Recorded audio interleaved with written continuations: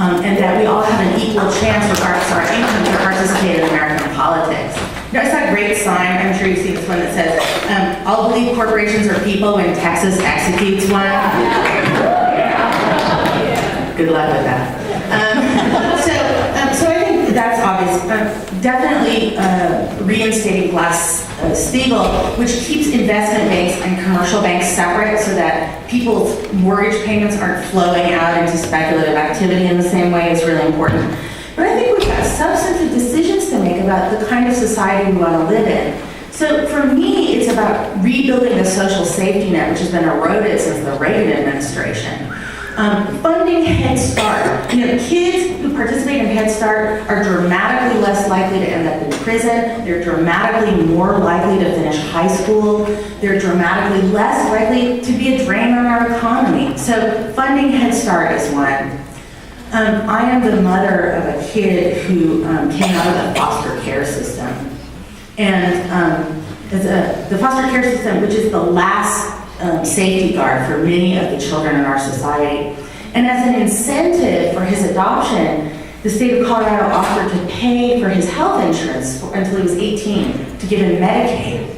His Medicaid card now is almost completely worthless. So funding Medicaid, making sure that all of us have a basic right to health care, for me that's part of building a reasonable society. So I say refund Medicaid, give the doctors who provide services reasonable reimbursement rates, and increase eligibility for it. And better yet, have a single payer health system so that none of us have to worry about losing our jobs and our doctors. Okay, thanks so much. I'm sorry, I think we have actually one more question back here. One more, okay. Last one?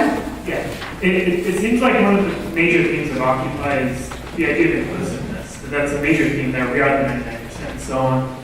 But how do we move from saying things like we want to fund these educational programs or we want to reform healthcare without immediately introducing fragmentation whenever we start talking about how to actually do these things?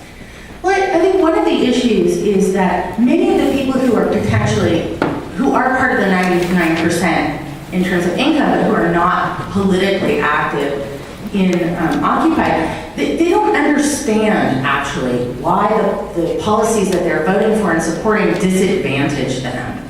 So there's a much wider support for the Republican Party among working class people. And the Republican Party has been incredibly effective about diverting attention away from their support for funneling income to the wealthiest segment of our society by putting up kind of fake issues like gay marriage in front of working class people. What's going to happen if gay people get married? They're going to be married. Or as one of my friends says, so they can stop having sex like the rest of us.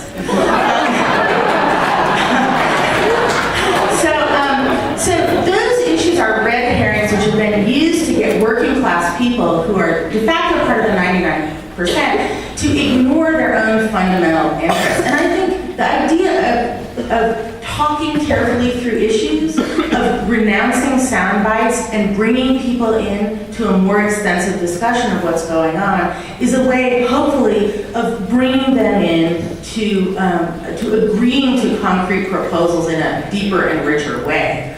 I think that in terms of fragmentation within the movement, I don't think you can necessarily avoid it, but I also think that we should think about the greater landscape of our political activity rather than fighting over the details in a kind of overtly political way. So a lot of it's about framing the movement as a collective endeavor for collective good. Please help me with that.